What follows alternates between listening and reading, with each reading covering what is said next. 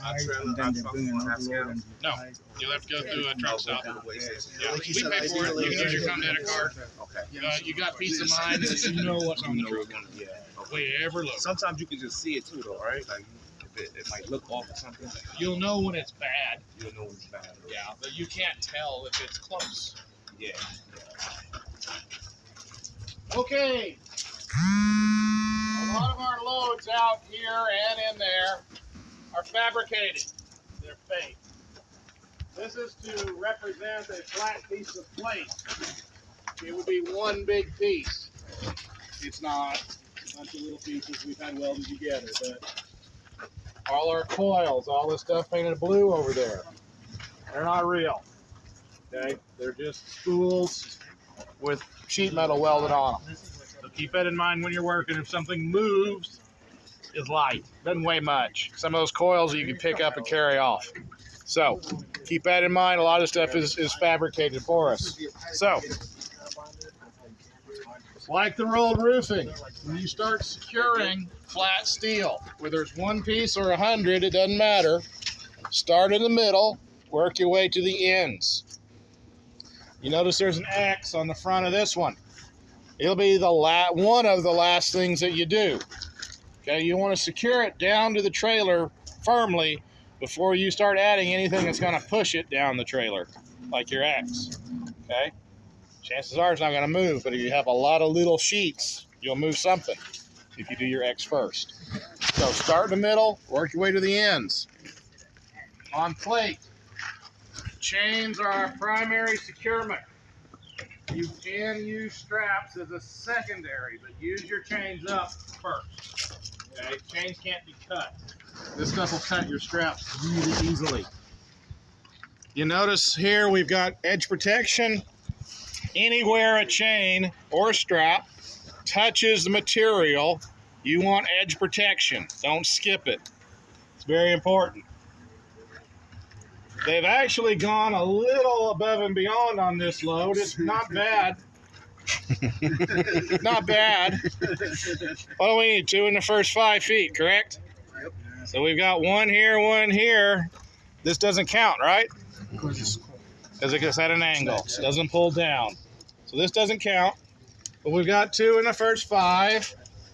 And then another chain within 5 feet, right? Could we have skipped this one and gone to here? Looks like it. Probably. So they've gone a little above and beyond. Whenever you do plate, see how big these teardrops are? The hook is up here on top, facing up and out. This is the way you want your teardrops to look, just like they've done. This is a decent job. They've wrapped the handles with their excess chain. All that's good. What happens though? Question. What happens, you come into a place, they're closed, but you're in their drop yard. Your load is just this, exactly right here. And you know that anything that sticks out beyond the rub rail is overdimensional. You can't haul it without a permit. And they will not permit this because it's reducible, which means you could be pushed in there and it's no longer over dimension. What do you do? Any passes rub rail is illegal. Who pushes it? They're gone. Call it 8 o'clock at night. No one there. They won't come in for 12 hours. There you go. Get you a saw, either a manual one or go to Harbor Freight and get the cheapest batteries powered saws, all they have. Zip, you're done. Go down the road. Can't you do the forcer you leave too? You always want to watch for this. They'll do it. They'll push it with a forklift on the other side, not even know it. Yes, sir.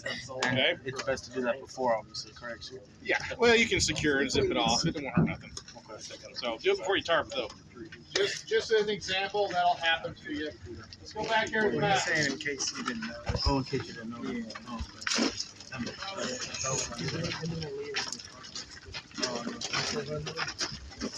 Alright, I'm going to talk about this. I'll get out of the way so you can see it. Back here, do me a favor. Saturday, when you guys are doing this,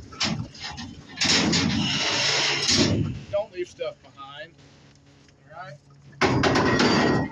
Don't leave stuff behind. So, at the front, if you recall, there's an X up there, right? It's the same layout as that X inside. The forward one, or the closest to the end, comes in low, goes up over, and the one that pulls back is toward the rear, right? Just like that one inside. The one up at the front, just the same pattern as that X inside. This, however, is a teardrop. It's perfectly fine and good. It's legal. But it only works on this type of freight. If it's tall and narrow, it won't work.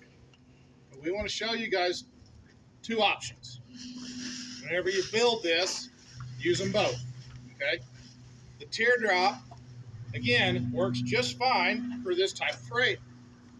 And it counts as securement. It pulls down enough, they say it's securement. That X never is. So, just FYI, you have these options. You see how they have edge protection everywhere on this, up on the bottom, on the top, everywhere, all the way around? That's what you want. Bulkhead. They built a bulkhead front and rear, which is correct. Never skip a bulkhead. If you've got space on your trailer, never skip this. It needs to be 3 or 4 boards tall.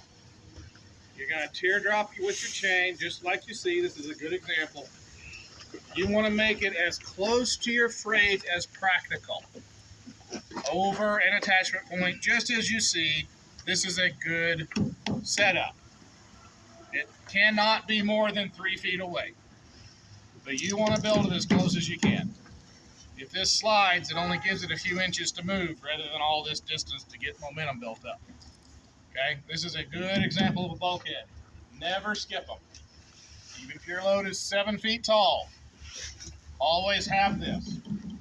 The way this stuff happens is if it slides, if it moves, it always slides from the bottom up. The foundation moves before the roof. Okay? If you stop the foundation, you'll stop the rest of it. In almost all situations, we can't guarantee 100%. Nothing, nobody can about nothing in life. But you stop that foundation, the rest of it will stop with it. All right, so never skip one of these, front and rear. I'll give you a minute to shoot some pictures. Meet me over there on the other side by those coils.